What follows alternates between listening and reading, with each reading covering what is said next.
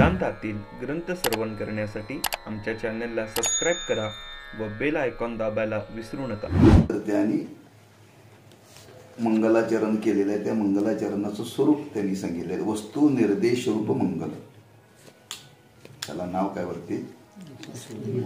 वस्तू निर्देश रूप मंगल. वस्तू म्हणजे ब्रह्म, खाली दिले बघा. वस्तू म्हणजे ब्रह्म. त्या परमात्म्यालाच वस्तू म्हणतात. निर्देश, निर्देश म्हणजे त्याच्या स्वरूपाचं केलेलं कथन. निर्देश दोन प्रकारचा सांगितलेला आहे. एक सगुणाचा आणि एक निर्गुणाचा. सगुणाचा आणि निर्गुणाचा. निर्देश या शब्दाचं वर्णन करताना त्याच्यामध्ये 4 प्रकार सांगितले. निर्देशामध्ये एखाद्या व्यक्तीचं चरित्र डोळ्यासमोर जर आपल्याला उभं करायचं असेल तर ती व्यक्ती कोणत्या जातीची आहे, त्या व्यक्तीच्या ठिकाणी गुण काय आहे, त्या व्यक्तीच्या ठिकाणी क्रिया काय आहे,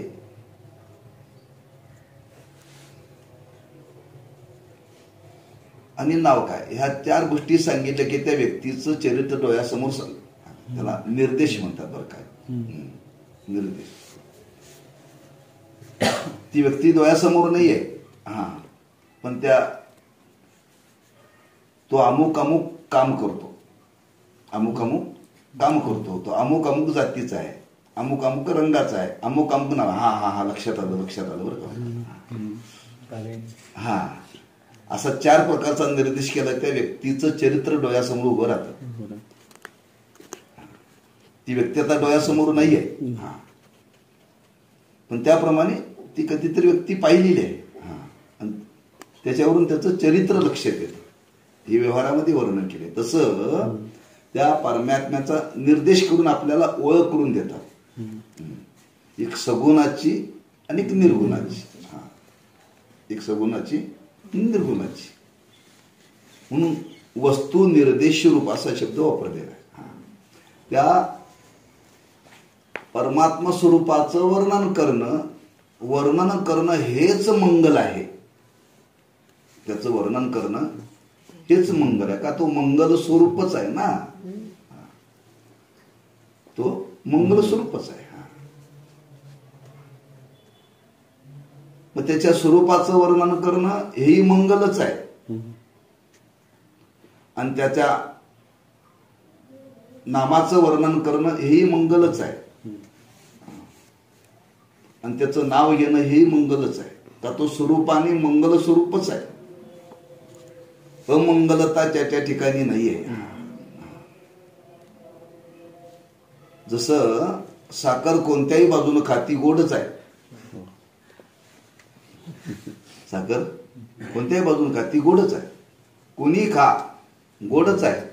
कधी खा हे ती सकाळी गोड लागते, रात्री झोपेत गोड लागत नाही, असं काही नाही. तसं कोणत्याही काळामध्ये, भूतकाळ असो, भविष्यकाळ असो, वर्तमान काळ असो, कोणत्याही काळामध्ये ते स्वरूपाने मंगलच आहे. अमंगलता त्या ठिकाणी कधी संभवतच नाही.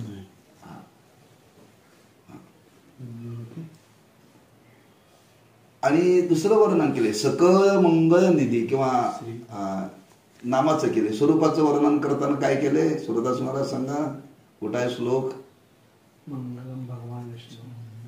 विष्णू सहस्त्रनामामध्ये मंगलम मंगलांचे मंगलम.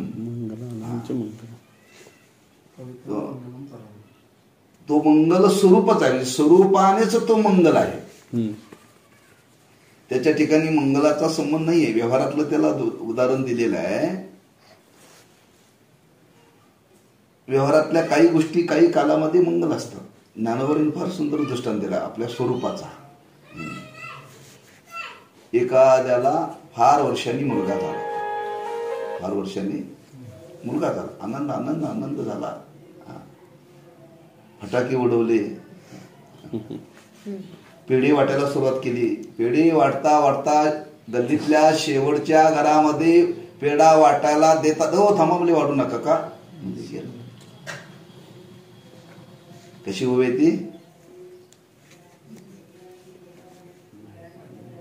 सुरदास महाराज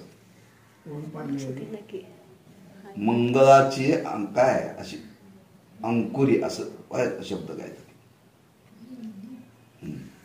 म्हणजे मंगल असू दे पुढं बघू. हा मंगल झालं म्हणून सांगेपर्यंत त्याच्या ठिकाणी अमंगल झालं कधी. शेवटच्या श्लोकावर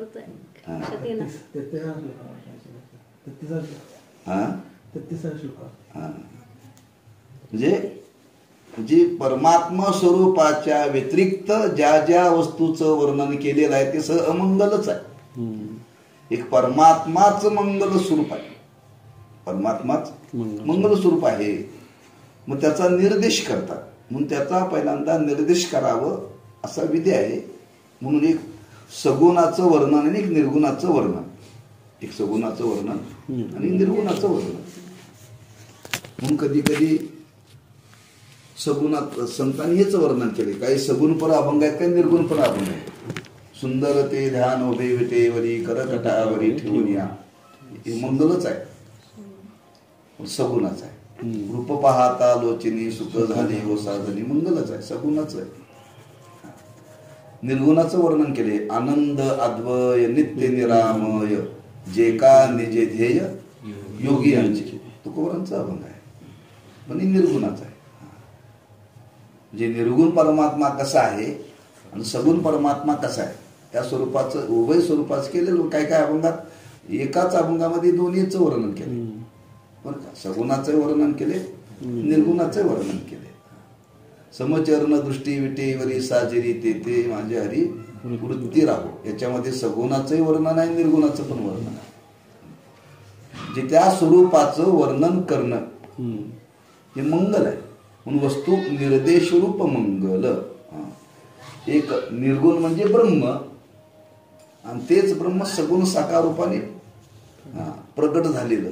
म्हणून दोन्ही स्वरूपाचं वर्णन आहे. त्याचा इथं वस्तू निर्देश रूप मंगल. बर का.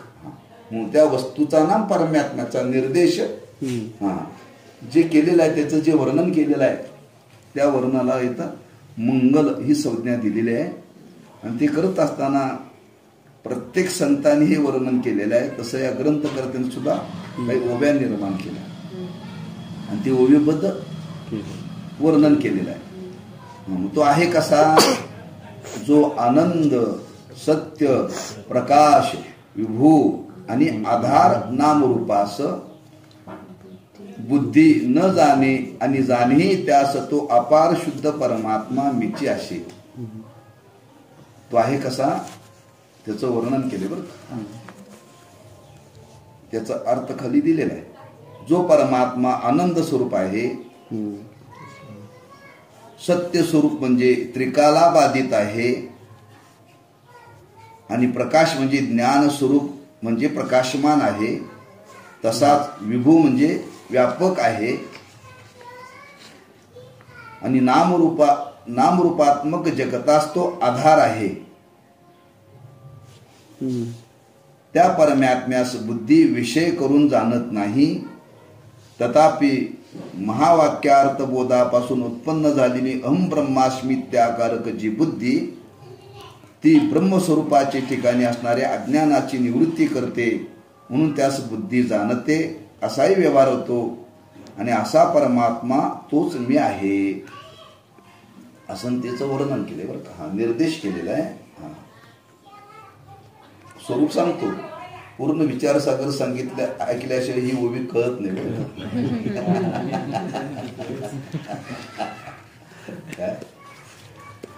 हे निर्देश केलेलं आपण त्याचं स्वरूप थोडं समजून घेऊ.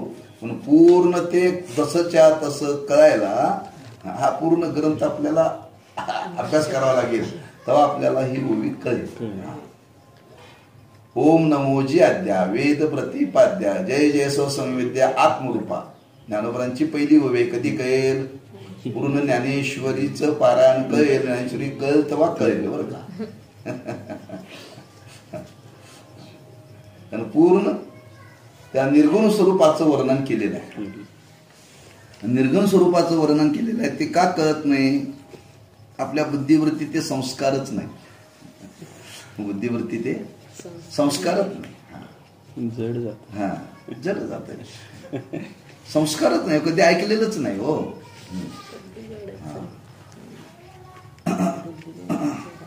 म्हणून त्यांनी तिला पुढे वर्णन केले, बुद्धी जाणे आणि बुद्धी न जाणे. त्या स्वरूपाला बुद्धी जाणू शकते आणि बुद्धी जाणू शकत नाही. कोणती बुद्धी जाणू शकते आणि कोणती जाणू शकत नाही असं वर्णन केले. ते वर्णन करताना पहिल्यांदा त्यांनी लक्षणं सांगितली की ज्या परब्रह्माचा निर्देश केलेला आहे ते परब्रह्म कसा आहे. पहिला शब्द वापरला आनंद. आनंद हे त्याचं स्वरूप आहे. आनंद हे त्याचं स्वरूप आहे. जणू जणू ह्या पहिल्या 3 शब्दाचंच वर्णन तुकोबऱ्याने त्या अभंगात केले. आनंद आद्वय नित्य निरामय. हे तुम्हाला मंगलाचरण कळाले की तुम्हाला तो अभंग कळेल. तो अभंग कळेल. कशाला शास्त्र पाहिजे? अरे हे कळाल्याशिवाय तो अभंग कळणारच नाही तुम्हाला. कितीही तुम्ही डोकं लढवा, कितीही तुम्ही डोकं लढवा चालवा, तुम्हाला ते कळणारच नाही. का? शास्त्रच संतांनी ते प्रगट केले. फक्त ते अभंग स्वरामध्ये तालामध्ये म्हणायला गोड वाटतात हो. गोड वाटतात पण कळत नाहीत ना. पण शास्त्र त्यांनी सांगितलेलं आहे. म्हणून पहिलं लक्षण त्याचं सांगितलं की जे ब्रह्म ब्रह्म म्हणून सांगितलेलं आहे त्याचा प्रत्यक्ष निर्देश करून ते पाहता येत नाही. त्याची काही लक्षणं केली, त्याची काय लक्षणं केली. आनंद ही वस्तू पाहण्यासारखी आहे का? नाही आहे. आनंद राहू दे. कितीतरी जगामध्ये वस्तू आहेत त्या पाहता येत नाहीत आपल्याला. आपल्या जवळच्या बाहेरच्या सोडून द्या. ते वारं दिसत नाही, वायू दिसत नाही, मग सोडून द्या. आपल्या शरीरामध्ये आपल्याला क्रोध आला दिसतोय. त्याचा रंग कसा आहे, किती बाय किती आहे माहित आहे?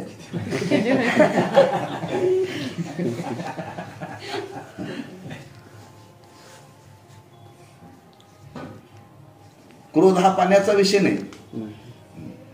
पण नाही का तो? मग कशावरून ओळखायचं? कशावरून ओळखायचं? त्याची काय लक्षणं सांगितली ना. म्हणून तुम्ही कधी कधी विचार करा. हे तुम्हाला कळला ते सांगितल्यानंतर तुमच्या लक्षात येईल. कुणी म्हणजे देव नाहीच, त्याला म्हणलं ठीक आहे देव नसू दे, का दिसत नाही. त्याला सांगितलं तुला क्रोध कोणाचा कधी दिसलाय का? दिसला नाही. मग क्रोध दिसला नाही तर तो क्रोध मानतोस कसा? क्रोध मानतोस कसा? त्याच्या क्रियेवरून. त्याच्या क्रियेवरून. जर क्रियेवरून जर क्रोधाची सिद्धी होते तर जगत हे चाललेलं आहे या क्रियेवरून त्या परमात्म्याची सिद्धी होत नाही का? वृक्षाचे पान हले ज्याची सत्ता राहिली किंवा चाले हे शरीर कोणाचे सत्ते कोण बोलविते हरिविन. का दिसतो का तो परमात्मा? दिसतच नाही. म्हणजे विकार जर आपल्याला दिसत नाही तर परमात्मा कसा दिसेल? दिसणारच नाही ना. म्हणून त्याची लक्षणं केली. तो आनंद स्वरूप आहे. पहिलं लक्षण सांगितलं तो आनंद स्वरूप आहे बरं का. आनंद हे त्याचं स्वरूप आहे. मग आनंद हे स्वरूप आहे. मग तो आनंद आहे कसा? निर्विकार स्वरूपाचा आहे. कसा आहे? निर्विकार, निर्निमित्त आहे. आज तुम्हाला व्यवहारामध्ये जो आनंद मिळतो तो निमित्ताने मिळतो. पण त्या परमात्मा स्वरूपाचं वर्णन करताना त्याला काही निमित्त लागत नाही. तो निर्निमित्त आहे बरं का.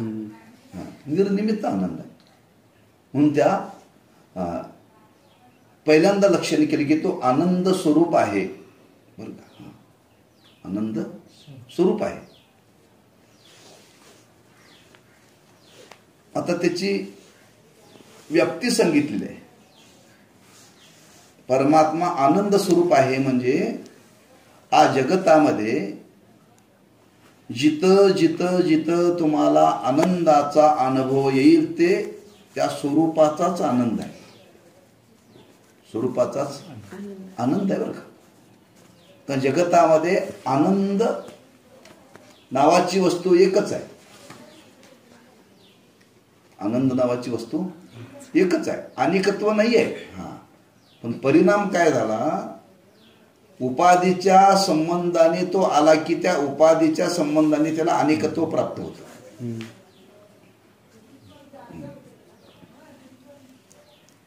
गाण्यामध्ये आनंद आहे, वाजवण्यामध्ये आनंद आहे, बोलण्यामध्ये आनंद आहे, ऐकण्यामध्ये आनंद आहे. तेव्हा तो गायनाचा आनंद घेतला बरं का. तेव्हा ते वादनाचा आनंद घेतला बरं का. कोण तो श्रवणाचा आनंद घेतला, कोण म्हणतो भोजनाचा आनंद घेतला,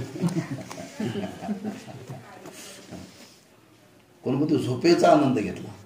सगळीकडे आनंद शब्द ऐकले. कोण कशाचा आनंद मानेल सांगता येत नाही. एक ग्रस्त आळंदीला आले आश्रमात राहायला. आणि आश्रमात आले, राहिले 2-3 महिने गेले. आणि 2 महिन्यानंतर महाराजांना म्हणजे महाराज थोडं घराकडे काम आहे, जाऊन येतो. महाराज म्हणजे तुम्ही चातुर्मास राहण्याकरता आलाय ना. हो. नाही म्हणजे थोडीशी घरी काम आहे, आठवण आली घरची, जाऊन येतो. ठीक आहे. ते ओझं घेऊन गेले स्टँडवरती. स्टँडवरती गेले. बसमध्ये चढायचं होतं. बसमध्ये चढत असताना गर्दी फार होती. मग ते ओझं वर चढवायचं होतं. ते गर्दीमध्ये चढवण्याकरता हमालाला सांगितलं एवढं वर ठेवायचं आहे. तो पैसे जास्त मागायला लागला. त्याचं आणि त्याचं झालं भांडण बरं का. भांडण झालं आणि भांडण झाल्यानंतर काय केलं त्यांनी, त्या हमालाला शिव्या दिल्या 10-15 शिव्या दिल्या फार. आणि परत आले पुन्हा ते बॅग खोलीमध्ये ठेवल्याने महाराजच्या दर्शनाने. महाराज म्हणजे का हो तुम्ही गेला होता परत का आला. म्हणजे हो गेलो होतो. मग परत का आला. आणि निघाला होता का. आणि निघाले ना तर परत अचानक का परत आला असा. आणि महाराज खरं सांगू का म्हणजे तुम्हाला, मी 2 महिने झालं तुमच्या आश्रमात मी राहायला आलोय. मला शिव्या ऐकायची सवय आणि शिव्या द्यायची सवय आहे. 2 महिने झालं मला एकही शिव्या ऐकायला मिळालं नाही आणि शिवी द्यायला मिळाली. मी काय गेलो स्टँडवरती, निमित्त केलं त्या हमालावर भांडायचं.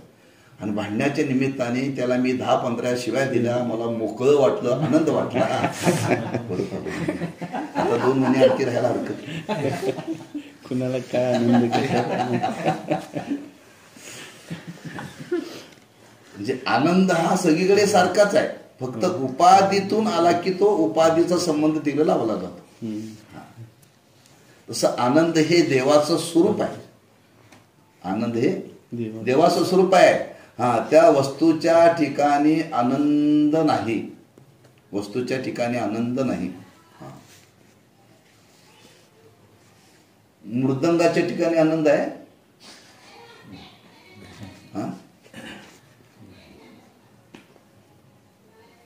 त्याला वाजवणारा कोणतरी पाहिजे ना. वाजवणारा कोणीतरी पाहिजे. म्हणजे जड वस्तूच्या ठिकाणी आनंद नाही आहे. जे जे जगामध्ये पदार्थ आहेत ते सगळे जडच आहेत. हो, त्या पदार्थाच्या ठिकाणी आपल्याला आनंद मिळतो. म्हणजे त्या पदार्थाशी कुठल्यातरी चेतन वस्तूचा संबंध आल्यानंतर त्याच्यातून क्रिया घडते आणि त्या क्रियेतून तो मिळणारा आनंद आहे. पण माणसं म्हणतात मला त्याच्यातून तो मिळाला, त्याच्यातून तो मिळाला.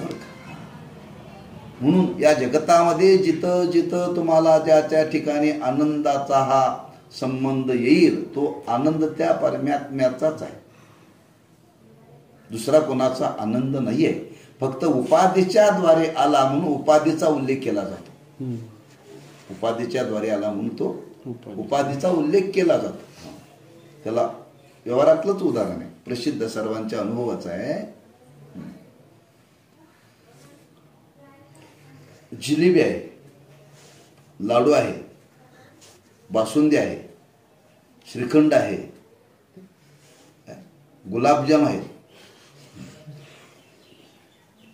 शिरा आहे, खीर आहे. लोक म्हणतात खीर फार गोड झाले बरं का. शिरा गोड होता, जिलेबी गोड आहे, गुलाबजाम गोड आहे, बासुंदी गोड आहे, श्रीखंड गोड आहे. त्या सगळ्या पदार्थातली साखर काढून घ्या. पदार्थ वेगळे फक्त गोड. पदार्थ वेगळे आहेत पण प्रत्येक पदार्थात साखर एकच आहे की नाही. कोण म्हणतं का मला यातली साखर गोड लागली जिलेबीतली, असं कोण म्हणते का? जिलेबी तळली आणि ती तळल्यानंतर पाकात न टाकता तुम्हाला 1 किलोभर दिली, तुम्ही खाल का? गुलाबजाम केले, ते पाकात टाकले नाहीत आणि तुम्हाला दिले अर्धा किलो, फुकट घेऊन जा, काल तुम्ही? बुंदीचे लाडू केले, बुंदी तळली, पाकात टाकले नाही, तुम्हाला दिले, खाल का? मग त्याला जी गोडी आली कुठून आली? साखरेची गोडी का बुंदीची गोडी? साखरेची गोडी का जिलेबीची गोडी? साखरेची गोडी का श्रीखंडाची गोडी? मग साखरेचा कोणी उल्लेख करतं? म्हणजे कोणताही गोड पदार्थ घेतला तर त्या पदार्थामध्ये मूळ गोडी कोणाची आहे? जिलेबी अंगाने गोड नाही, बासुंदी अंगाने गोड नाही, हेच त्या परमात्म्याचं वर्णन केलं. तो परमात्माचं आनंद स्वरूप आहे आणि तो आनंद स्वरूप आहे. मग आनंदाचा अनुभव कधी येतो? आनंदाचा अनुभव कधी येतो? अनुभव नाही तुम्हाला?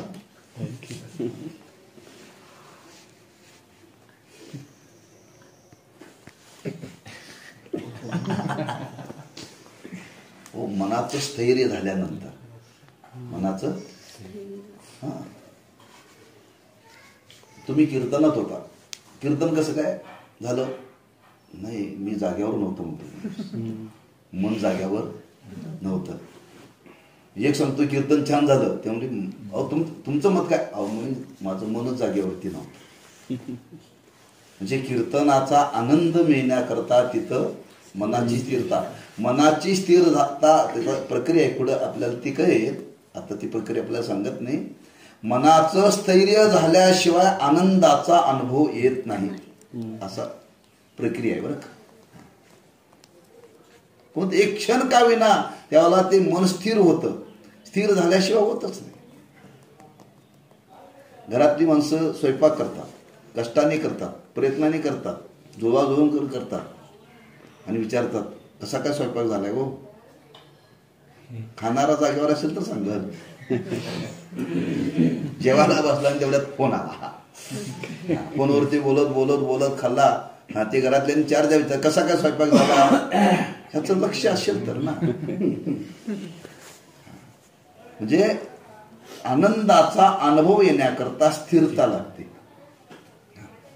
क्षणभर विषयातला आनंद येण्याकरता जर मन स्थिर लागतं तर परमात्मा स्वरूपाचा आनंद अनुभवाला येण्याकरता तिथं मन कायमचं स्थिर लागतंय. त्याशिवाय त्याचा अनुभव येत नाही. तात्पर्य तो आनंद स्वरूप आहे. आनंद हा अनुभवाचा विषय आहे, बोलण्याचा विषय नाही, पाहण्याचा विषय नाही, ऐकण्याचा विषय नाही, अनुभवाचा आहे. म्हणून वर्णन केले, तुकोबारांनी वर्णन केले, साखर गोड आहे, साखर गोड आहे, साखर गोड आहे, असं 1 तासभर जप केला. हे बासुंदी बासुंदी बासुंदी म्हटल्यानंतर म्हणणारा सुंद होईल. बासुंदीतली गोडी जर चाकायची असेल तर ती खावी लागेल, म्हणजे त्याचा अनुभव घ्यावा लागेल, अनुभव घ्यावा लागेल. त्याशिवाय म्हणजे हा अनुभवाचा विषय. तुकोबाराय म्हणतात, राम म्हणता रामची होई जे, पदी बैसोनी पदवी घ्यायचे. हे कधी घडेल? अनुभव घेतला तर. तुका म्हणे चाकूनी सांगे मज अनुभव आहे अंगे. त्याचा अनुभव घ्यावा लागेल, म्हणजे अनुभवाशिवाय तो अनुभवाचा विषय. साखर गोड आहे, साखर गोड आहे, तुम्ही तासभर जरी जप केला तरी तुम्हाला अनुभव येणार नाही. ती प्रत्यक्ष खावीच लागेल, प्रत्यक्ष खावीच लागेल. म्हणून त्या परब्रह्माचं वर्णन करताना आनंद हे त्याचं स्वरूप आहे. आनंद हे स्वरूप आहे. म्हणून आज जिथं जिथं तुम्हाला आनंदाचा अनुभव येईल तो त्या स्वरूपाचाच आहे बरं का, तो त्या स्वरूपाचाच आहे. बाकी कोणाचा आनंद नाही आहे. त्याला उदाहरण दिले साधू संतांनी. नातांचं प्रमाण आहे काय, तुकोबारांचं काय माहित नाही. सुखा करता, सुख म्हणजेच आनंद, आनंद म्हणजे सुख बरं का.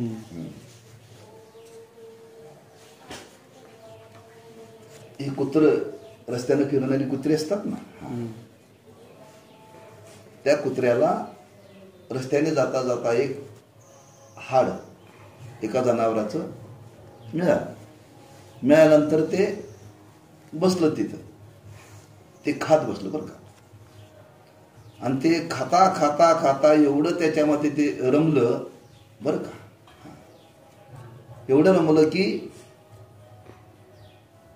त्या हाडाला चावून चावून चावून याच्या हिरडीतूनच रक्त आलं. कुणाच्या? कुत्र्याच्या. त्याला वाटायला लागले हाडातून रक्त यायला लागले,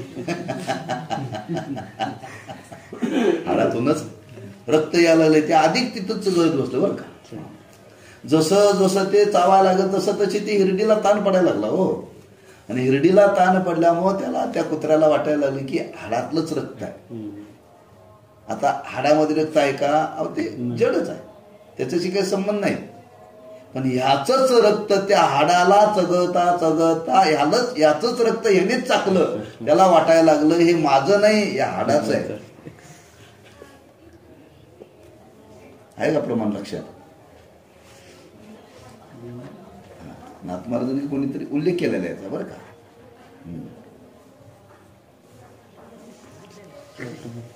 असू दे, लक्षात ठेवा. मला यातला भाव मला सांगायचा आहे. सामान्य कुत्र जर एखाद्या हाडाला चगत असताना त्याच्याच हिरडीतून आलेलं रक्त त्याला कळत नाही, त्याला वाटतं या हाडातलंच आहे. माणसाची अवस्था काय असेल? आपणच आनंद स्वरूप आहोत, आपणच आनंद स्वरूप आहोत. पण मला वाटते त्याच्यापासून मला आनंद मिळायला लागलाय काय. त्या कुत्र्याचंच रक्त, तसा आपल्या स्वरूपाचाच आनंद. पण आपल्याला वाटते तिथं आनंद आहे, तिथं आनंद नाही आहे, आपल्याजवळच आनंद आहे. त्याच्याकरता ते उदाहरण दिले बरं का. जे खालच्या दर्जाचं आहे पण सिद्धांत त्यातून सांगितलेला संतांनी बरं का. म्हणजे आनंद हे आपलं स्वरूप आहे. मग ते आनंद हे आपलं स्वरूप आहे, तो अनुभवाचा विषय आहे. म्हणून त्या स्वरूपाचं वर्णन करताना इथं सांगतात की तो परमात्मा आनंद स्वरूप आहे, आनंद स्वरूप आहे. त्याचा निर्देश केला. म्हणून तो पाहण्याचा विषय नाही बरं का. म्हणजे ब्रह्माचं वर्णन चालेल, परब्रह्माचं वर्णन चालेल. लक्षात ठेवा, वस्तू निर्देश रूप तो आहे कसा, तो आनंद स्वरूप आहे. पहिलं लक्षण त्यांनी सांगितलं. दुसरं लक्षण सांगितलं तो सत्य स्वरूप आहे. सत्य, सत्य कशाला म्हणतात?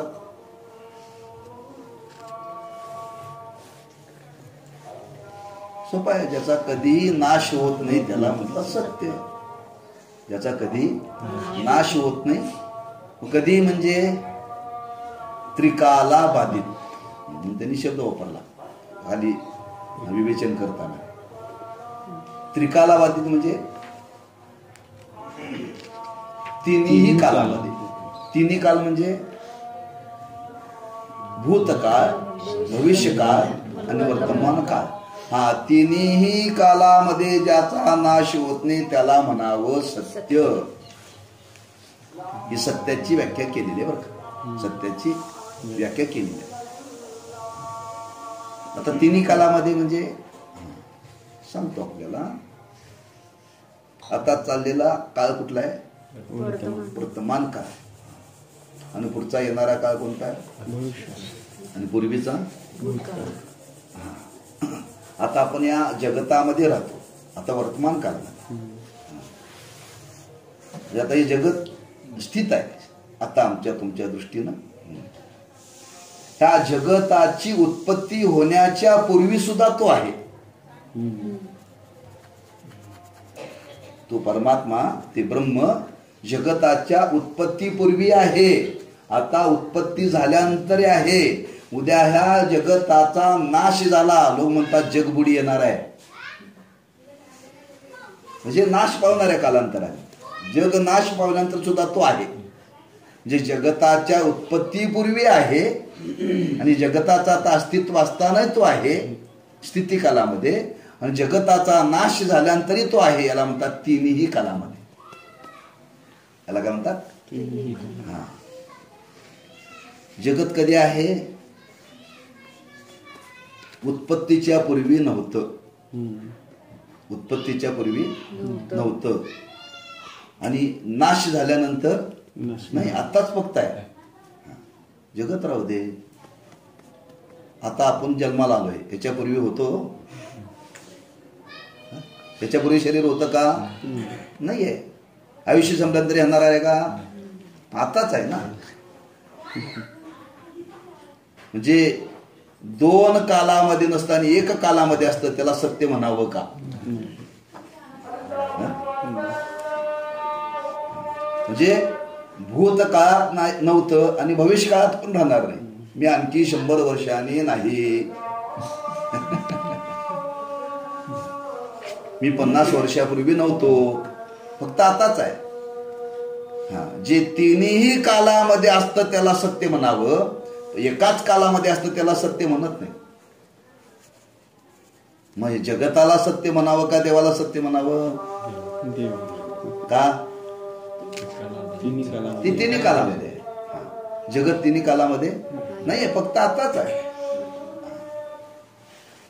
म्हणजे उत्पत्तीच्या पूर्वी नव्हतं आणि शेवटी या जगताचा प्रलय झाला, नाश झाल्यानंतर सुद्धा तो नाही आहे. हे जगत फक्त आताच आहे, पण परमात्मा तिन्ही कालामध्ये आहे. म्हणून तुकोबारांनी देवाशी भांडण केले. देवाशी, देवा तू सत्य असताना हे खोटं जगत का निर्माण केलं सांग. लटेकीची साच दाविले अचळ. पुढं काय? पीडित शेकाळ किती. पीडित शेकाळ किती. म्हणून देवा आम्हाला किती त्रास होतोय माहिती आहे, आम्हाला पिडायला लागलाय. सत्य तू सत्य तू सत्य तू विठ्ठला, कागा हा दाविला जगदाकार. देवा हे खोटं का निर्माण केलं तू खरा असताना? तू निर्माण केलं पण आम्हाला त्रास व्हायला लागलाय ना. आम्हाला तू सत्य होतास का नाही? तिथं ती भाषा सत्य तू सत्य तू सत्य तू. तू जगताच्या पूर्वी आहेस म्हणून सत्य, आताही तू आहेस म्हणून सत्य, आणि जगताचा नाशानंतर तू आहेस. मग तिन्ही कालामध्ये तू असताना हे का निर्माण केलं? नसलेलं का निर्माण केलं? ते हे जर डोळ्यासमोर नसतं तर आम्हाला त्रास झाला नसता ना.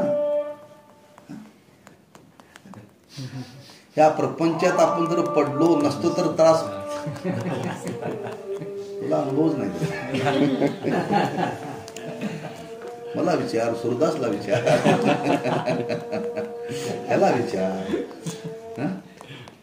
एकटा जीव सदाशिव, जिथं पडलं मुस तिथं त्याचं क्षमा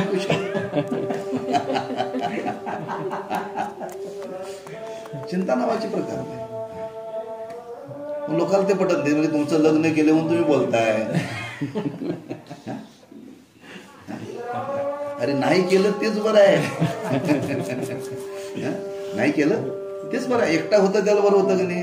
का टेन्शन होतं का? काही नव्हतं. लग्नाच्या पूर्वी 1000 रुपयामध्ये भागत होता, आता लग्न केल्यानंतर 5000 भागत नाही. हे सगळं खोटंच आहे की नाही? खोटं पण तरी पण पळावं लागतं. का आपण त्याला सत्य मानलेलं आहे, त्याला तादात्म्य म्हणून तर त्याला पीडित असे काळ म्हणून तुकोबराने देवाशी भांडण केले. देवा हे का निर्माण केलं? आम्हाला याच्यातून पीडा नाम दुःख व्हायला लागले, त्रास व्हायला लागले, हे का तो निर्माण केलं? म्हणजे तिथं देव तुकोबराने सांगायचं आहे परमात्मा सत्य आहे. परमात्मा सत्य आहे, जगत सत्य नाही. या संपूर्ण त्रिभुवनामध्ये सत्य एकच असतं, सत्य दोन नसतं बरं का. सत्य दोन नसतं. तुम्ही जगताला सत्य म्हणता तर देवाला सत्य म्हणता येणार नाही, आणि देवाला सत्य म्हटलं तर जगताला सत्य म्हणता येईल. मग कशाला सत्य म्हणायचं ते समजा. काय देव सत्य आहे, तर जगत असत्य आहे, ठरलं. एकच सत्य आहे, दोन सत्य एका ठिकाणी राहत नाहीत बरं का. दोन सत्य एक ठिकाणी राहत नाहीत. बोल बा. पाडचोल आहे. झाल्यावर नंतर करतो.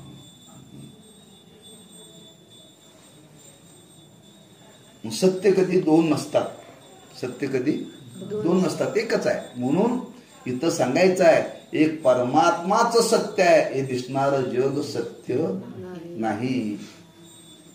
दिसणारं जग सत्य नाही. कसं नाही त्याचा त्यांनी पुढं या मंगलाचरणाचं वर्णन करताना दिलं. त्यांनी सर्पाचा दृष्टांत दिलाय, रज्जू सर्पाचा. रज्जू सर्पाचा दृष्टांत दिलेला आहे.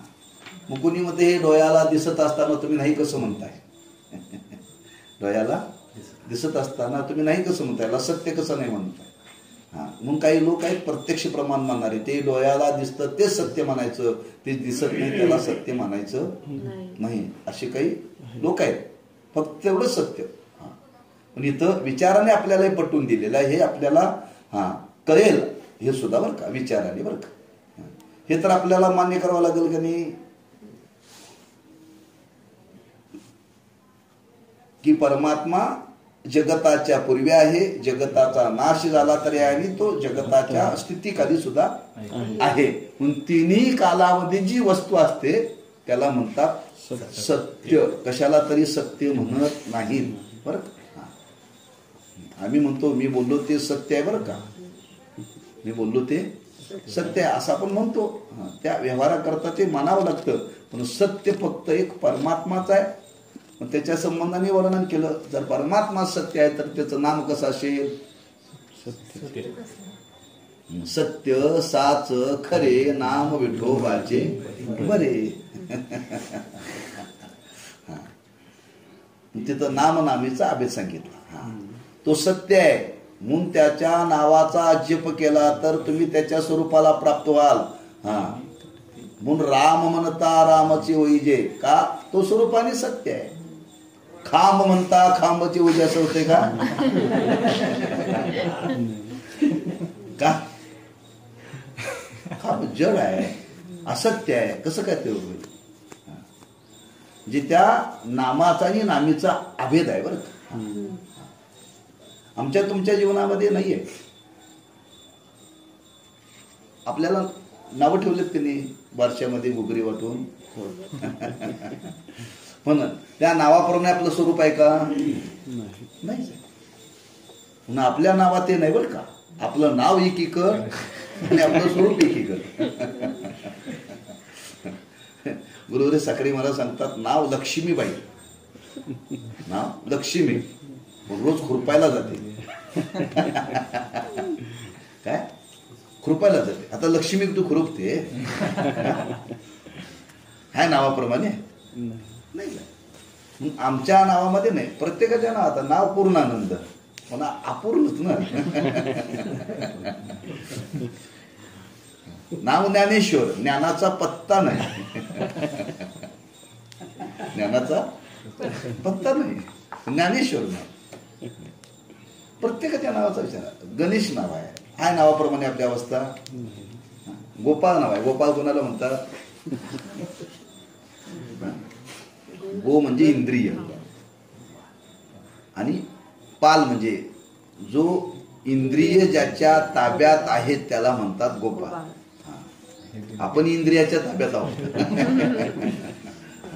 म्हणजे आमच्या तुमच्या ठिकाणी घडत नाही, पण त्या भगवंताच्या बाबतीत मात्र असं आहे. तुम्ही त्या नावाचा जप केला तर त्या नावाप्रमाणे तुम्हाला अवस्था प्राप्त होईल. महाराजांनी वर्णन केले बऱ्याच अभंगामध्ये, बरेच शब्द आहेत. पवित्र तो देह वाणी जो वदे अच्युत सर्व का. अच्युत म्हणजे जो स्वरूपापासून कधीही च्युत होत नाही त्याला म्हणतात अच्युत. स्वरूपापासून कधीही च्युत होत नाही त्याला म्हणतात अच्युत. म्हणजे तो आपल्या स्वरूपाला सोडून कधी बाजूला जाऊच शकत नाही. मग त्याचं नाव घेणारा बाजूला जाईल, तो त्या स्वरूपाला प्राप्त होईल. म्हणून तो परमात्माही सत्य आहे आणि त्याचं नावही सत्य आहे म्हणून निर्देश केला. तो परमात्मा कसा आहे? सत्य स्वरूप आहे, त्रिकाला बाधित. तिन्ही कालामध्ये ज्याचा बाध होत नाही, ज्याचा नाश होत नाही, त्याला काय म्हणतात? सत्य. कशाला तरी सत्य म्हणत नाहीत बरं का. जगताला सत्य म्हणता येत नाही का? ते फक्त एका कालातच आहे, दोन कालात नाही आहे. दोन कालात नाही आहे. त्याच्या पुढे आणखी वर्णन केले, स्वप्नाचं वर्णन केले. स्वप्नाचं वर्णन केले. स्वप्नामध्ये तुम्हाला वाघ दिसला. स्वप्नामध्ये पुन्हा स्वप्नात दिसला. आता आहे का तो? नाही आहे. मग स्वप्नात तरी खरा होता का?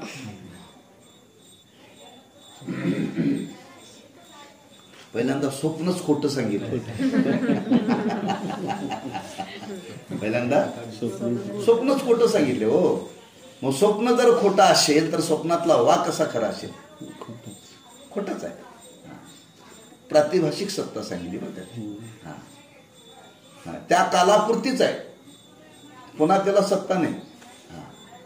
स्वप्न हे जाग झाल्यावर दिसतं का? नाही. मधल्या काळामध्येच आहे ते. झोपेच्या आधी नाही आणि जाग झाल्यानंतर नाही. मधली अवस्था आहे स्वप्न अवस्था. मधल्या काळामध्ये ते स्वप्न आहे. म्हणून स्वप्नाला सुद्धा सत्य म्हणता येत नाही का? ते तिन्ही कालात नाही ना.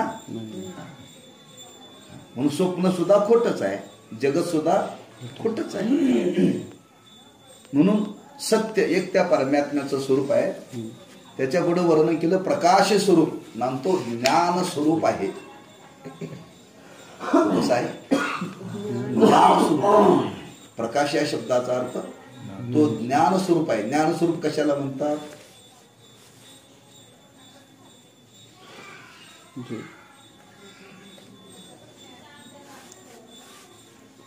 ज्ञानस्वरूप कशाला म्हणतात सांगतो तुम्हाला.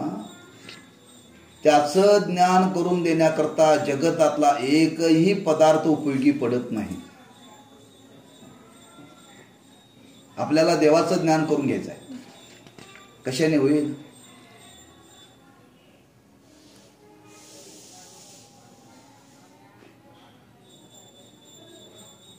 कशाने होईल? त्याला जाणल्या ना आम्हाला साधनाच्या द्वारे पाहिजे. तुकोबारे म्हणतात रवी दीप हिरा दाविती देखणे अदृश्य दर्शने संतांची. रवी म्हणजे सूर्य, रवी मग त्यात चंद्र आला. रवी हिरा तो प्रकाशमान आहे. दीप दिवा प्रकाश देतो तो. बर का? आता हा प्रकाश कधी उपयोगाला येतो? हा प्रकाश सूर्य मावळल्यानंतर. सूर्याच्या पुढे याचं काय चालत नाही. सूर्याच्या पुढे याचं काय चालत नाही. दिव्याचं चंद्राचं सूर्याच्या पुढे काय चालत नाही. सूर्य गेल्यानंतर यांना वाटतंय आम्ही आहे म्हणून तुमची रात्र चालली आहे. त्याला सांगायचं उद्या सकाळी की तू. उद्या सकाळी म्हणजे सूर्यापुढे याचं काय चालतच नाही. सूर्य म्हणेल मी आहे म्हणून तुम्ही जग पाहताय, मी आहे म्हणून जग पाहताय. हे कुठपर्यंत?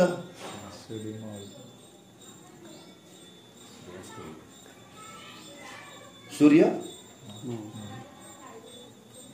मावळला की सूर्याचंही अस्तित्व राहत नाही हो. सूर्याच्या प्रकाशाने आपण जग पाहतो, चंद्राच्या प्रकाशाने जग पाहतो, दिव्याच्या प्रकाशाने पाहतो, पण कुठपर्यंत त्याला काही मर्यादा आहे. हाच विचार भगवंतांनी दिला. अरे अर्जुना, तुला वाटत असेल सूर्य जगाला प्रकाश देतोय, चंद्र जगाला प्रकाश देतोय, हिरा जगाला प्रकाश देतो, ही रिकामीच आहेत. माझ्या प्रकाशाने प्रकाशित होतात आणि मग हे दुसऱ्याला प्रकाश देतात. काय सूरदास महाराज, यदादित्य गतं तेजो जगद्भासयते खिलम या चंद्रमस्येच्चाग्नो तत्तेजो विद्धि मामकम. माझ्या प्रकाशाने प्रकाशित होतात आणि मग दुसऱ्याला प्रकाश देतात. म्हणजे हे कसे आहेत? परप्रकाशच आहेत. सूर्य जर कशी ते प्रमाण कसं आहे? माझ्या सत्य सूर्याशी कसं आहे? तुझ्या सत्तेने सूर्याशी बोलणे, सूर्याशी चालणे तुझ्या. नामदेव महाराजांचं ना. नामदेव महाराज म्हणतात, देवा तुझ्या सत्तेने सूर्य चालतो, जे तुझ्या सत्तेने प्रकाशित होतो तो प्रकाश तुला दाखवण्याकरता उपयोगी पडेल का?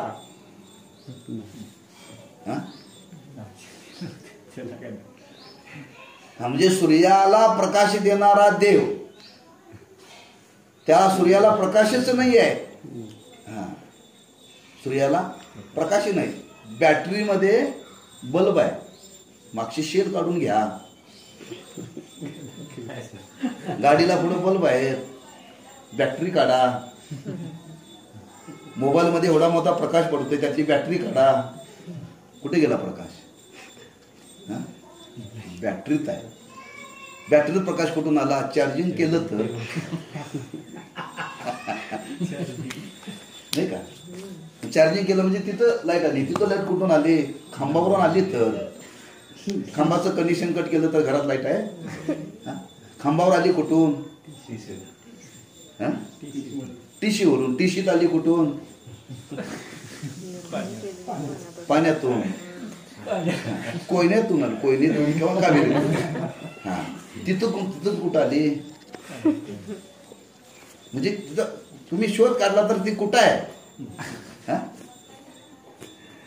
कुठं नाही. म्हणजे ते सगळे दुसऱ्यावरती अवलंबून आहे. ते जेवढे जगामध्ये प्रकाशित येणारे पदार्थ ते दुसऱ्यावरती अवलंबून आहेत. नाम ते जडच आहेत. परमात्मा जड नाही, तो ज्ञान स्वरूप आहे. त्याचं प्रकाशन कोण करणार? तो जगाचं प्रकाशन करतो. तो जगाचं प्रकाशन करतो. त्याचं प्रकाशन कोण करणार? म्हणजे तो वर्णन केले, तो प्रकाश स्वरूप आहे, तो ज्ञान स्वरूप आहे. बघा, तुम्हाला याचा अनुभव घेता येतो. अमावस्येची रात्र आहे. अमावस्येची रात्र आहे. अमावस्येच्या रात्रीला काय असतं? काळा कुट्ट अंधार. प्रयोग करून बघायचं बरं का. अमावस्येची रात्र आहे, काळी कुट्ट रात्र आहे आणि काळा रंगाचा मनुष्य आहे. त्याचा रंगच काळा आहे, अगदी डांबरासारखा. त्याला कपडे काळी घालायची. त्याला कपडे काळी घालायची. काळ्या घोर शेतात त्याला उभं करायचं. अमावस्याची रात्र, रंगाने मनुष्य काळा, अंगावरची कपडी काळे, त्याला काळ्या शेतात उभं राहायचं आणि त्याला सांगायचं, तुला पाहू शकतो का? हो. त्याला अमावस्याच्या रात्रीला काळ्या शेतामध्ये काळ्या कपड्याने काळ्या रंगाने माणसाला ते उभं केलंय. त्याला मी आहे याची जाणीव आहे की नाही? तिथून प्रकाश आहे. तिथला प्रकाश आला कुठून? यालाच म्हणतात ज्ञान. तिथं कुठलाच प्रकाश नाही, पण मी नाही असं तो म्हणतोय का? मीच तिथं ज्ञान आहे का नाही? तिथं कुठलाच प्रकाश नाही. तिथं कुठला प्रकाश नसताना सुद्धा मी आहे ज्ञान आहे की नाही, हे त्याचं स्वरूप आहे. हो, ह्यालाच म्हणतात ज्ञान स्वरूप. यालाच म्हणतात तो ज्ञान स्वरूप आहे. हा, तो दुसऱ्याच्या प्रकाशाने प्रकाशित होत नाही, तो सगळ्यांना प्रकाशित करतो. हा, मग याचं प्रकाशन करण्याकरता काय करावं लागतं? अदृश्य दर्शनी संतांची म्हणजे तो ज्ञान स्वरूप आहे कळालं तर त्या अभंगाचं चरण कळेल की तुम्हाला. आम्ही अभंग म्हणतोय, रवी दे फिरा दावी ते देखणे अदृश्य दर्शने संतांची. आता तुम्हाला हे सांगितलं तर लक्षात आलं की नाही? काय मी बळजबरी केली तुम्हाला? हे तुम्ही असं मानायलाच पाहिजे असं माझं म्हणणं आहे तुम्हाला. फक्त तुम्हाला ज्ञान करून दिलं, ज्ञान करून द्यायला तुम्ही लक्षात, हा या अभंगाचं चरण लक्षात आलं बरं का. म्हणजे शास्त्र तिथं आहे का नाही? म्हणतो ज्ञान स्वरूप आहे, दुसऱ्याच्या प्रकाशाने तो प्रकाशित होत नाही. म्हणून तिथं ज्ञानोबाने वर्णन येते स्वसंवेद्य. हा, स्वतःच आपल्याला स्वतः जाणायचं आहे. हा, ज्ञान ज्ञानाला कधी जाणत नाही. एक दिवा लावलेला आहे, त्या दिव्याचा प्रकाश पाहण्याकरता दुसरा दिवा लावून हे दिवा पाहायला चालू म्हणलं चालेल. हा, दिवा घेऊन दिवा पाहता येतो का? मग दिवा घेऊन जर दिवा पाहता येत नाही, ह्या दिव्याला प्रकाश देणाऱ्याला तुम्ही त्याला पाहणार कसं? दिव्याने पाहणारच नाही, त्याला पाहताच येत नाही बरं का. म्हणून तो प्रकाश स्वरूप आहे. हा, तो परप्रकाश नाही. म्हणून त्याचं वर्णन केलंय. हा, ज्या परमात्म्याला मंगल करायचं आहे ते सांगतात तो कसा आहे? आनंद, सत्य आणि प्रकाश. तो आनंद स्वरूप आहे, सत्य स्वरूप आहे आणि प्रकाश स्वरूप आहे. त्याच्या पुढे वर्णन केलं विभू. विभू म्हणजे व्यापक. विभू म्हणजे व्यापक आहे. तो व्यापक आहे. व्यापक आहे म्हणजे सगळीकडे, सगळीकडे आहे. म्हणजे अशी एकही जागा नाही की तिथं तो नाही. एकही अशी जागा नाही तो तिथं नाही. विठ्ठल जळीस तरी भरला, रिता ठाव नाही उरला, आजम्या दृष्टीने पाहिला विठ्ठलची किंवा विठ्ठल विस्तारला जनी सप्तही विठ्ठल व्यापक त्रिभुवनी विठ्ठल मुनी मानसी. हा, त्रिभुवनामध्ये तो आहे, सर्वत्र व्यापक आहे. अशी एकही जागा नाही की तो तिथं नाही. आकाश नाही असं जागा कुठं आहे सांगा बघू? आकाश सर्व ठिकाणी व्यापकतेचं वर्णन केले बरं का. सांगतो तुम्हाला व्यापकतेचं वर्णन कसं. हा, त्या परमात्म्यालाच व्यापक का म्हणायचं? परमात्म्यालाच व्यापक का म्हणायचं? व्यवहारातल्या लक्षणाने ते वर्णन केले बरं का. हा, हे दिसणार जग व्यापक आहे. पृथ्वी कशी आहे? व्यापक आहे. पण पृथ्वीपेक्षा काय व्यापक आहे? पाणी व्यापक आहे. हा, हे शेवटी पाण्यात विलीन होत आहे. जे ज्याच्यापेक्षा मोठं असतं ते त्याच्यात विलीन होते बरं का. हा, विण्याची खोल विण्यापेक्षा मोठी असते म्हणून त्यात ती बसते ना विना. हा, पकवास त्या खोळीमध्ये बसतो का? खोल मोठी असते. म्हणजे पृथ्वीपेक्षा पाणी व्यापक आहे. पाण्यापेक्षा काय सुद्धा? अग्नी. पाण्याने अग्नी विजतो. पाण्याने अग्नी विजतो. अग्नीपेक्षा वायू. वाऱ्याने अग्नी भडकतो. वायूपेक्षा आकाश. आकाशापेक्षा माया आणि मायेपेक्षा ब्रह्म. शेवटी ब्रह्म व्यापक आहे. त्या ब्रह्माच्या खाली माया, मायेच्या खाली आकाश, आकाशाच्या खाली वायू, वायूच्या खाली अग्नी, अग्नीच्या खाली पाणी, पाणीच्या खाली त्यात आम्ही तुम्ही. सगळ्यात व्यापक कोण आहे? हा, ब्रह्मच व्यापक आहे. माया सुद्धा व्यापक नाही, मायेपेक्षा ब्रह्म व्यापक आहे, आकाशापेक्षा. म्हणून महाराज तो का आकाशा एवढा, तो का आकाशा एवढा म्हणजे आकाशापेक्षाही ब्रह्म व्यापक आहे. आता तुकोबर आहे, ब्रह्म स्वरूपाला प्राप्त झाले, व्यापक स्वरूपाला प्राप्त झाले. अनुरनुया थोकडा, तो का आकाशा एवढा म्हणजे एक ब्रह्मच व्यापक आहे. त्याच्या पोटात सगळं आहे, त्याच्या पोटात सगळं आहे. जसं ज्ञानोबरांचा आणि निवृत्तीनाथांचा संवाद झाला. ज्ञानोबरांनी विचारलं श्रीगुरु निवृत्तीनाथांना, म्हणजे काय व्यापक आहे मला सांगा ना. ज्ञानदेव कुशे निवृत्तीशी चाल, गगनावनी वाढ नाम आहे. निवृत्तीनाथ सांगतात ज्ञानदेवा, गगन म्हणजे आकाशापेक्षा सुद्धा नाम म्हणजे परमात्मा, त्याचं नाम. तो परमात्माच व्यापक आहे किंवा त्याचं नाम व्यापक आहे. म्हणजे परमात्म्याच्या व्यतिरिक्त इथं काहीही व्यापक म्हणून त्याला विभू म्हटलेलं आहे. त्याला काय म्हटलेलं आहे? विभू. हा, ते सर्वत्र आहे. अशी एकही जागा नाही की तिथं तो नाही. व्यापक हा विश्वंभर चराचर ज्याच्याने, तो चराचरामध्ये आहे.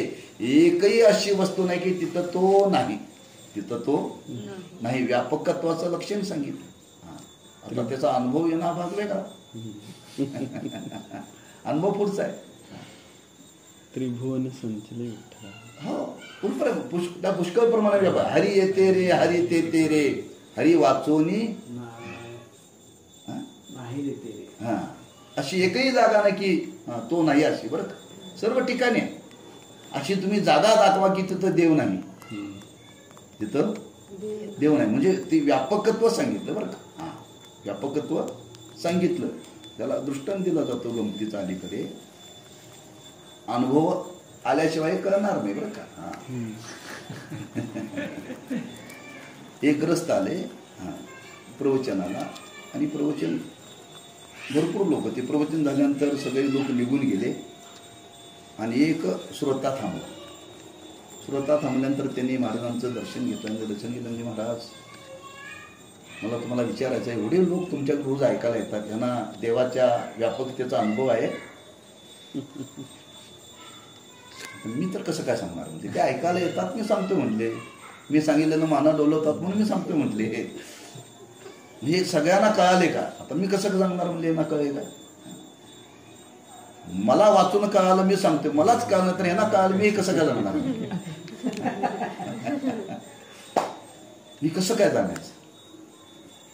तुला हे जाणून घ्यायचं आहे का? म्हणजे प्रयोग करून काय, उद्या प्रवचनाला तू उद्या ये पुन्हा, आणि प्रवचनाला आल्यानंतर उद्या प्रवचन झाल्यानंतर शेवटी जाहीर करायचं. काय जाहीर करायचं? आज सगळ्यांना प्रसाद वाटणार आहे, केळी वाटणार आहे. तो प्रसाद आम्ही देणार आहे. तो प्रत्येकाने प्रसाद घ्यायचा, प्रत्येकाने तो प्रसाद खायचा. पण अशा ठिकाणी खायचा की तो प्रसाद खात असताना कोणी पाहणार नाही,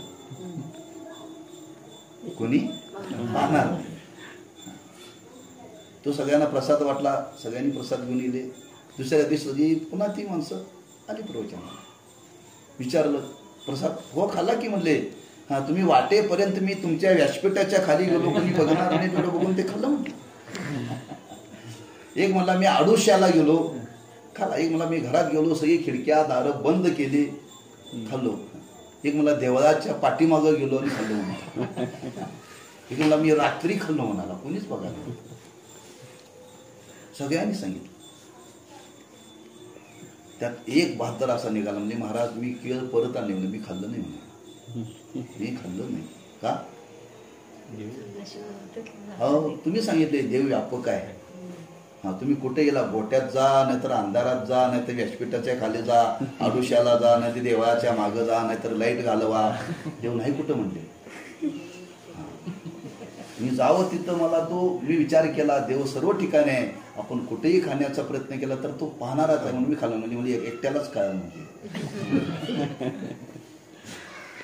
म्हणजे व्यापक आहे हे लगेच लक्षात येत नाही, लक्षात ठेवा.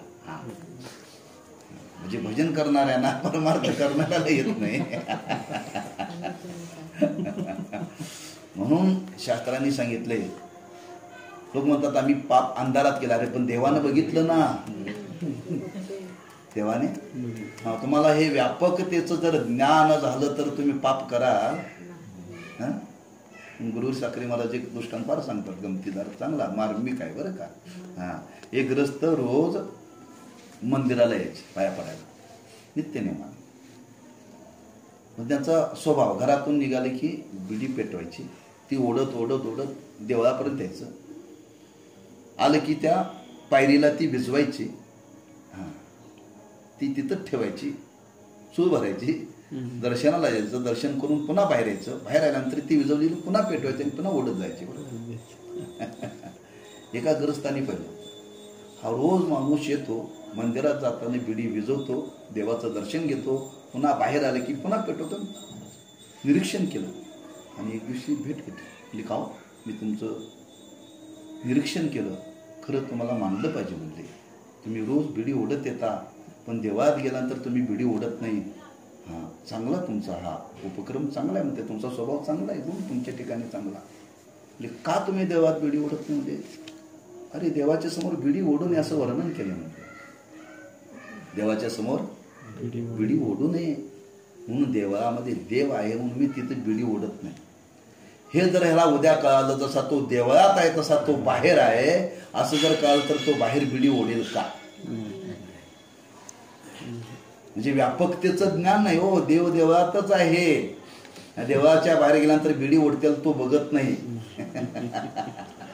लोक म्हणतात अंधारात पाप केलेलं देवाला कळत नाही. अरे तुम्ही कुठेही करा ते कळतं का? ते व्यापकच आहे ना. म्हणून विभू म्हणून ते व्यापक आहे परमात्मा. मग व्यापक ही वस्तू अनुभवाची, ही सुद्धा पाण्याची नाही. व्यापकामध्ये क्रिया होत नाही बरं का, असं शास्त्रामध्ये वर्णन केलं.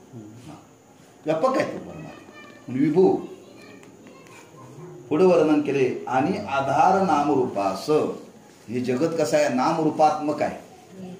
दिसणारं जगत कसं आहे? नामरूपात्मक आहे. ह्या नामरूपात्मक जगताला तो आधार आहे. तो आहे म्हणून हे जग आहे, जग आहे म्हणून तो आहे असं नाही बरं का. ह्या जगाला आधार कोणाचा आहे? त्याचा आहे. हा, त्याच्या आधारावरती आहे. आता आपण बसलोय, आम्हाला आधार कोणाचा आहे? जमिनीचा आहे. जमिनीला आधार कोणाचा आहे? शेषाचा. शेषाला आधार कोणाचा आहे?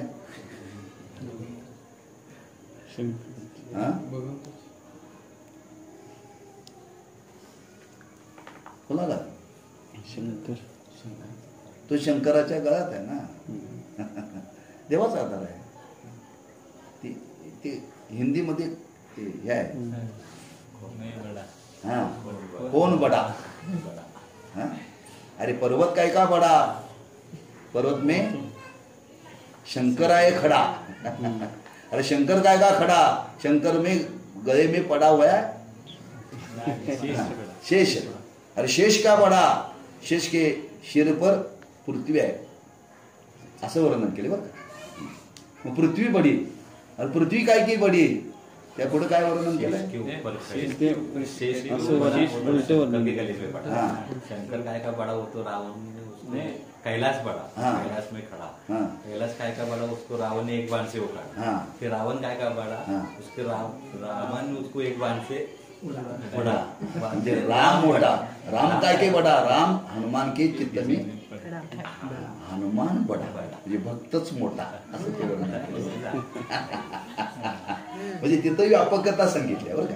तो दृष्टांत व्यापकतेकता सांगितलेला आहे. म्हणजे एक म्हणून हे जगतामध्ये आपल्याला प्रत्येकाला आधार त्या परमात्म्याचा आहे. त्या परमात्म्याच्या आधाराशिवाय जगत राहू शकत नाही. म्हणून नामरूपात्मक इथं शब्द काय? नामरूपास. ह्या जगताला नाव आहे, या जगताला रूप आहे. आणि हे नामरूपात्मक जग आहे. कसं आहे? नामरूपात्मक जग आहे. आणि नामरूपात्मक जगाला तो आधार आहे. का? आधाराशिवाय कोणती वस्तू राहू शकत नाही. शास्त्रकर्त्यांनी त्याचं वर्णन केले. अध्यस्त पदार्थ अधिष्ठानाशिवाय राहू शकत नाही. आपण अक्षर लिहितो, अक्षराला आधार काय? कागद. हा कागद असेल तर अक्षर आहे ना, कागद नसेल तर लिहिणार कुठं? म्हणजे नाव लिहिलं, पण ते नाव लिहिण्याकरता तो कागद आधार आहे. त्या कागदाला आधार काय? त्याच्या खाली असलेलं पॅड. म्हणजे कोणत्याही वस्तूला काहीतरी आधार लागतो, आधाराशिवाय राहू शकत नाही. तसं हे जगत आज तुम्हाला दिसतं हे नामरूपात्मक आहे, पण नामरूपात्मक असलेल्या जगताला तो आधार आहे. तो आधार आहे म्हणजे ज्याचा निर्देश करून देतात तो कसा आहे? संपूर्ण त्रिभुवनाला त्याचा आधार आहे. हा तो आहे म्हणून आज आमच्या तुम्हाला अस्तित्व आहे. त्याच्याशिवाय आम्ही तुम्ही राहू शकत नाही. म्हणून तो परमात्मा नाम रूपात्मक जगत असतो, आधार आहे. मग त्याला आता जाणायचं असेल तर बुद्धी जाणे आणि बुद्धी न जाणे. आमची बुद्धी तिथपर्यंत जाते का? जात नाही. का जात नाही? आपल्या बुद्धीत दोष आहे. अशुद्ध बुद्धी न जाणे, शुद्ध बुद्धी जाणे. आम्ही तुम्ही त्याला का जाणत नाही? समजा आपली बुद्धी अशुद्ध आहे. ज्या दिवशी तुमची बुद्धी शुद्ध होईल त्या दिवशी तुम्हाला त्याला जाणता येईल. मग बुद्धी शुद्ध करण्याकरता काय केलं पाहिजे? कुठल्या कंपनीचा साबण वापरला पाहिजे? हे आम्हाला का प्रतीतीला येत नाही हे वर्णन केले की नाही? आमच्या बुद्धीला का ग्रहण होत नाही? समजा आपली बुद्धी अशुद्ध आहे. आपली बुद्धी अशुद्ध आहे. अशुद्ध बुद्धी शुद्ध परमात्म्याला जाणू शकतच नाही. हो, जाणू शकत नाही. त्याला जर जाणायचं असेल तर तेवढी बुद्धी शुद्ध पाहिजे. बुद्धी शुद्ध पाहिजे. तुम्ही बघा ना, त्या प्रयोगशाळेमध्ये डॉक्टर ऑपरेशन करायला जात असताना बाहेरचं चप्पल आत चालत नाही. ऑपरेशन थिएटर मध्ये आतले चप्पल वेगळे असतात, आतली कपडे वेगळे असतात, आतली शस्त्र वेगळे असतात, बाहेरचं काही चालत नाही. का?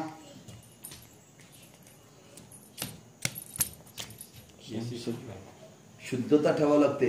जर बाहेरची वस्तू बुद्धी कपडे चप्पल हे घेऊन जाताना एखादा बाहेरचा जर जंतू आला आणि तो प्रवेश जर आत केला तर इन्फेक्शन झालं तर ऑपरेशन करता येत नाही. तर ऑपरेशन करण्याकरता बाहेरचा जंतू जर आत चालत नाही तर आतल्याला जाणण्याकरता बाहेरचे दोष कसे चालतील? हो, इन्फेक्शन झाले आम्हाला नाही का? त्या जगतात या विषयाचं इन्फेक्शन झालंय, त्यामुळे आम्हाला त्यांची बुद्धी तिथपर्यंत जातच नाही. तिथं बुद्धी म्हणून बुद्धी न जाणे आणि बुद्धी जाणे. तो परमात्मा जाणता येतो का? आता हे वर्णन केलं, हे कळतं का आपल्याला? शब्दानं कळालं, पण अनुभव आहे का त्याचा? का? बुद्धी जाणू शकत नाही. का? अशुद्ध आहे बुद्धी. त्याला जाणण्याकरता बुद्धी शुद्धच लागते. त्याला बुद्धी शुद्धच लागते. मग असा जो परमात्मा आहे तो अपार शुद्ध परमात्मा, अतिशय तो शुद्ध आहे आणि तोच मी आहे. तो अपार परमात्मा मीच आहे. तो अपार शुद्ध परमात्मा मीच आहे. बरं का? जो आनंद स्वरूप सांगितला, जो सत्य स्वरूप सांगितला, तो ज्ञान स्वरूप सांगितला, तेच आपलं स्वरूप आहे. हो, आत्मा ही आनंद रूपच आहे, आत्मा ही सत्य स्वरूपच आहे, आत्मा ही ज्ञान स्वरूपच आहे. तोच मी आहे. तो अपार शुद्ध परमात्मा मीच आहे. म्हणजे हे कधी कळेल? आपली बुद्धी शुद्ध होईल तर. म्हणजे असं त्या परमात्म्याचा निर्देश करून आपल्याला तो मंगल स्वरूप आहे म्हणून पहिल्यांदा निर्देश रूप मंगल, वस्तू निर्देश रूप मंगल त्याचं वर्णन करताना पहिल्या ओळीमध्ये हे वर्णन केलेलं आहे. त्याचा आणखी पुढचा विचार आहे, त्याचा पुढचा विचार उद्याच्याला करू. कुंडली